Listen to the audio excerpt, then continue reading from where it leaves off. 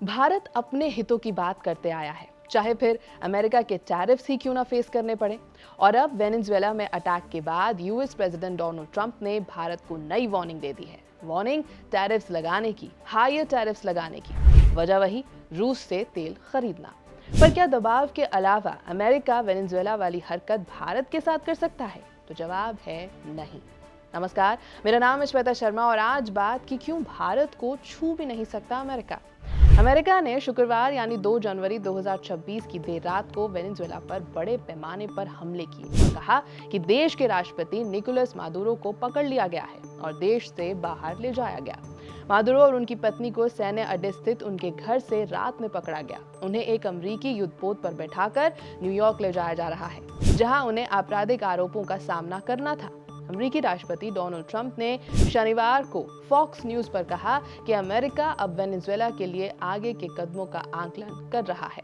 पर ऐसा अमेरिका ने पहली बार नहीं किया था। संयुक्त राज्य अमेरिका यानी यूएसए ने 1776 से अब तक 70 से 80 से अधिक देशों में सैकड़ों सैन्य हस्तक्षेप, हमले और बमबारी की है। सिर्फ 1945 के बाद की बात करें तो करीबन 40 से 50 देशों पर अमेरिकी सेना ने सीधे बमबारी या सैन्य हमला किया है। सीधा युद्ध या बड़े पैमाने पर हमला किया गया था इराक पर 2003 में, अफगानिस्तान पर 2001 में और वियतनाम युद्ध। बिना पूर्ण युद्ध के सीमित बमबारी या मिसाइल स्ट्राइक की गई थी लीबिया 1986 में, सुडान 1998 में, सीरिया 2014 से अब तक। छोटे सैन्य अभियान, कब्जा या पुलिस एक्शन किया गया था पनामा में, डोमिनियन रिपब्लिक में 1965 में। अगर ध्यान सिर्फ 1945 के बाद हुई बमबारी और बड़े सैन्य हमलों पर दिया जाए तो उसमें है पूर्वी एशिया के कोरिया, उत्तर कोरिया, चीन, वियतनाम, लाओस, कंबोडिया, इंडोनेशिया।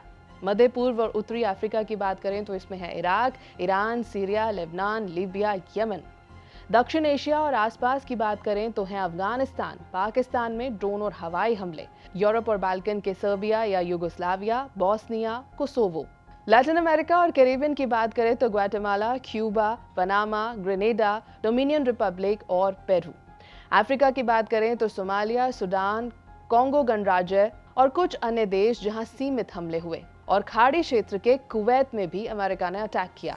2022 के एक विश्लेषण के मुताबिक 1798 से 2022 के बीच अमेरिका ने दुनिया भर में 469 अलग अलग सैन्य हस्तक्षेप किए, जिनमें से 251 हस्तक्षेप 1991 के बाद हुए।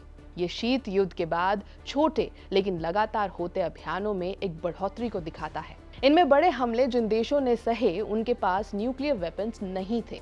इराक 1980 के दशक में एक बड़ा परमाणु हथियार कार्यक्रम चला रहा था।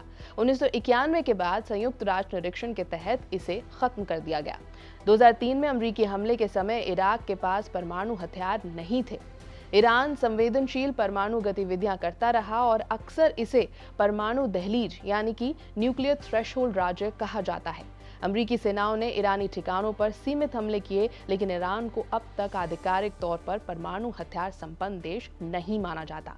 लीबिया, इसका परमाणु कार्यक्रम शुरुआती स्तर पर था। 2003 में लीबिया ने इसे खत्म करने पर सहमति दी। अमेरिका और नेटो ने 1986 और 2011 में लीबिया पर बमबारी की, लेकिन लीबिया कभी परमाणु शक्ति नहीं बन पाया।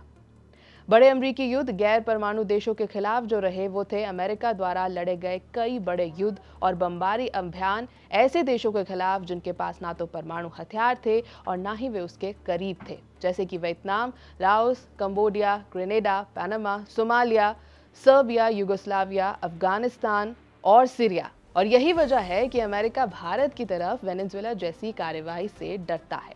Thanks to Indira Gandhi and Atal Bihari Vajpayee, जिन्होंने 1974 में किया पोखरान 1 और 1998 में किया पोखरान 2। और होमी जे भाभा, राजा रमन्ना और एपीजे अब्दुल कलाम के कॉन्ट्रीब्यूशंस के बगैर भारत न्यूक्लियर संपन्न देश नहीं बन सकता था। यही वजह है कि आज सुबह से ही ट्विटर पर भी इस वेरी मच नीडेड अचीवमेंट पर चर्चा जारी थी। दूसरी तरफ चिदम्बरम और सोनिया गांधी की नो वेपनाइजेशन पॉलिसी पर लोग आलोचना भी कर रहे थे। भारत किसी से पंगा नहीं लेता, लेकिन कोई छेड़ता है तो छोड़ता नहीं। और इस कैपेबिलिटी के पीछे, सेल्फ रिलायंस के पीछे पोखरान 1 और 2 का बड़ा योगदान है।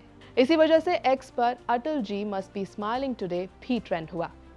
दूसरी तरफ हाल ही में हुए ऑपरेशन सिंदूर को देखते हुए भी अमेरिका की हिम्मत नहीं होती कि ऐसी कोई भी हरकत भारत में करे।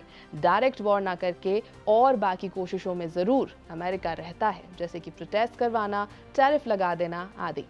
यह है एबीपी लाइव। मेरा नाम है श्वेता शर्मा।